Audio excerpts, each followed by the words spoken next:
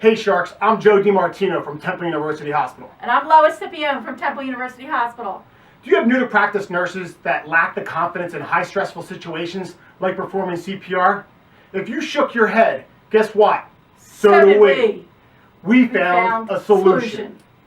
We use competition as a means to facilitate education to promote confidence and skills in CPR performance. Oh, here we go!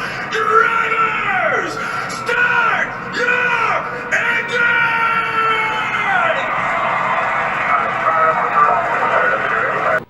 So before we get started, we asked our colleagues how confident do they feel with your new to practice nurses with performing CPR on an actual patient rather than on a mannequin.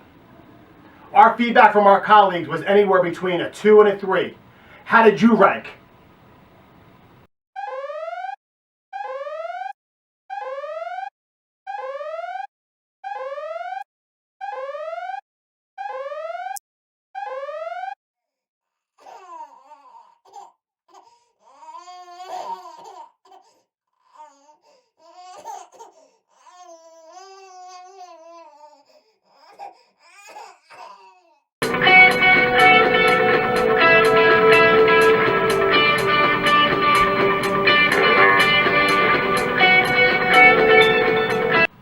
Here's our data.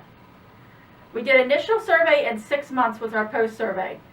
What was measured was average compression rate percentage, recoil percentage, depth percentage, and overall percentage. As you can see from the results, compression rate percentage went up 34%, recoil went up 3%, depth percentage went up 2%, and the overall went up 7% for each of these topics. In addition to the quality data, we also surveyed each participant. The pre-survey data was for 23 participants. You'll only see reflected the 14 for Med-Surg and L&D because we removed ED and ICU from this because they stayed the same across the board. What we found is that ED and ICU have more codes typically and they're more skilled at performing CPR more frequently. The average perception of effectiveness of CPR compressions on a scale of 1 to 5 was a 3 pre, and it went to a 4. That is good versus very good. The average how comfortable they feel performing CPR on an actual patient on a scale of 1 to 5 was 3 pre-survey and 4 post, meaning comfortable versus very comfortable. And then the average of how prepared they feel to perform CPR on an actual patient again went from 3 to 4 for these units, and prepared versus very prepared.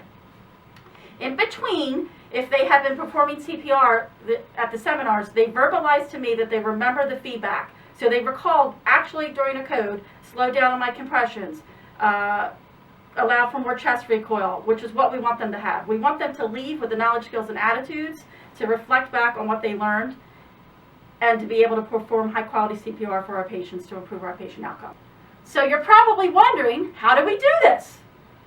We start in Seminar 2 for the initial data and pre-survey. We do not start in Seminar 1. There's so many things to go over in Seminar 1. We go over expectations, goals, preceptor, and then in the afternoon we have skill station, so we can't do it. I'm sure much of your programs are the same way. Then we do the 1 month later follow-up, which will be Seminar 3, a 3 month follow-up, Seminar 5, and a 6 month follow-up, Seminar 8, and that is when they get the post-survey as well.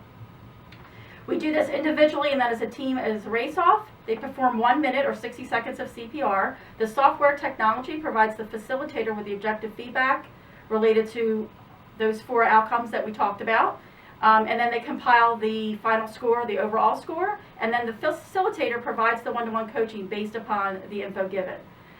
We do recommend that you have 2 people, one to record all the data, and then the other person will provide individual coaching and feedback based on the software, what the feedback is from the software technology. You should primarily have a person who is BLS or ACLS instructor just because of the subject matter experts in that particular field. We then take 2 to 4 overall individuals depending on what the scores are, and we have a race-off competition which is fun and engaging for the participants. So you may be asking, what did the staff feel? What was their feedback? So we asked them. After each seminar we asked them. Some of their feedback after their seminars were excellent teaching strategy, they enjoyed the CPR race, and it was fun. One of the things we additionally did was we surveyed them at the conclusion of the residency program about what was one part of the residency program that they liked the most. In addition to other comments, they did highlight that the CPR practice and seeing improvement of their CPR skills was one of the highlights of their residency program. I actually thought it was a lot of fun, a fun way to learn about how to do CPR and to get people engaged. It seemed like everybody had fun. It seemed like it was a good way to learn. I wish I had it in that class, my CPR class for my job. I feel much more confident to act in an emergency after practicing these skills. I think it just makes it more exciting. You're putting competition towards things. We're even looking at implementing it in some of our EMS symposiums. I loved doing the CPR race because inside of each of us is a little bit of a competitive piece. It was a fun, realistic learning experience. I agree. I think we should be doing this every month on every unit. It was a really fun and interactive way to brush up on my CPR skills. I agree. It definitely made me more confident in performing CPR. Who wants to join the race to save a life? Go Temple! Woo! Who wants to join the